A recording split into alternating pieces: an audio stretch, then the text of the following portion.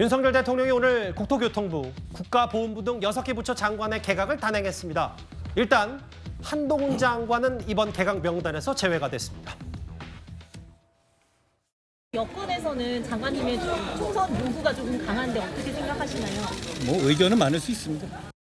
이런 조금 더 확실한 총선 관련한 구체적인 계획은 언제쯤 밝히실 생각이실까요? 저는 이런 중요한 일이 많이 있고요. 중요한 일을 열심히 하겠다는 말씀. 그 총선 출마설에 계속 무게가 실리고 있는데 이에 대해서 좀 한 말씀 부탁드립니다. 그거에 관해서는 충분히 말씀드렸다고 생각합니다. 여당에서도 출마 의견 좀 전달했다는 얘기 나오는데 이 부분에 대해서도 말씀 부탁드립니다. 제가 특별히 들은 얘기는 없습니다. 저에 대해서 여러 가지 의견들이 많으신 것 같은데요. 의견에 대해서 제가 평가할 필요는 없을 것 같습니다. 저는 제 위치에서 최선을 다해서 일하고 있다는 말씀을 드립니다. 이 6개 부처 장관 개각 얘기는 잠시 뒤에 만나볼 테고 초미의 관심사는 물론 어느 정도 예상됐습니다만 한동훈 장관 이번 개각 명단에는 빠졌다. 내년 1월 11일 공직자 사퇴 시한 전에 원포인트 개각 가능성, 그 여러 전략과 윤 대통령의 생각, 한동훈 장관의 판단 이런 것들이 다 혼재가 돼 있는 겁니까? 네, 그렇다고 봐야 되겠죠. 우선은 한동훈 장관이 법무부 장관으로서 아직 내각에서 할 일이 남아있다는 측면을 하나 볼 수 있겠고요.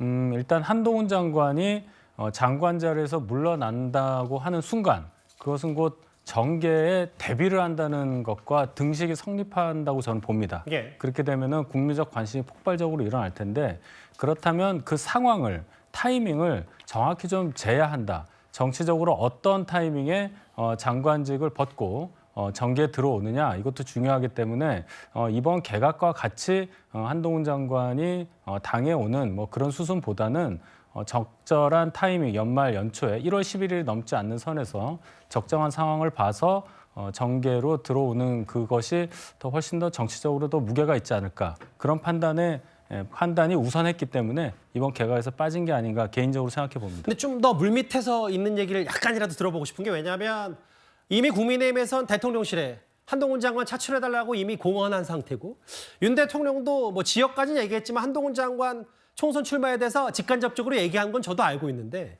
결국은 중요한 건 한동훈 장관 결심만 남았다 이렇게 판단하면 되는 거예요? 그렇습니다. 이제 당에서는 한동훈 장관의 지역구 어디로 출마를 해야 하느냐 아니면 비례로 나가느냐 이런 여러 가지 얘기가 있는데 예. 제일 중요한 거는 한동훈 장관이 어떤 선택을 하느냐 거기에 달려 있습니다. 지역 선택하는 것도 마찬가지죠. 한간에서 종로다, 용산이다, 어디다 얘기를 하는데 이 여러 가지 것들은 한동훈 장관 본인이 선택해서 본인이 앞으로 정치 행보를 할 경우에 어떻게 하겠느냐 여기에 딸린 것이기 때문에 이 타이밍도 한동훈 장관의 의사가 많이 반영이 되어야 하지 않을까 이렇게 생각합니다. 만약에 원포인트 개각, 한 장관만 개각하는 시점이 12월 말이다라고 하면 법무부 장관 임기가 그렇게 많이 남지는 않은 것 같은데요. 이현정 의원님. 네. 주말 사이에 순직 장병 유족에게 손편지 보내고 그리고 최근에 과천청사 이게 뒤늦게 보도 하나가 나왔더라고요. 방한 점퍼를 34명에게 선물했다.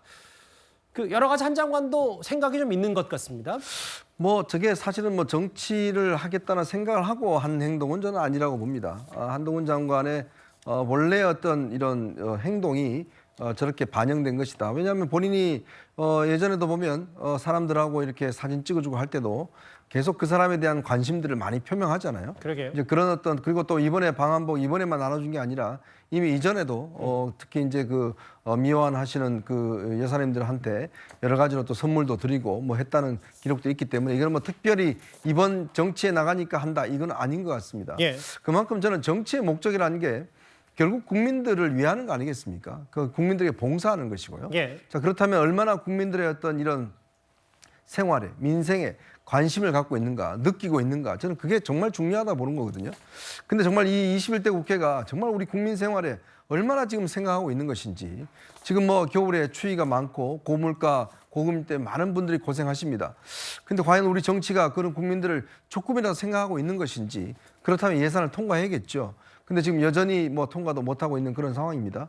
그렇기 때문에 저는 한동훈 장관의 어떤 일행성, 저런 것들을 또 야당은 지적하겠죠. 정치 쇼다 하기 전에. 그런 지적을 하기 전에 본인들도 먼저 그런 거 좀 하셨으면 좋겠습니다. 정부 과천청사에 있는 미화원, 방원분들에게 34명에게 방한 점퍼를 선물했다는 게 오늘 좀 기사화가 돼서 화제가 좀 됐습니다.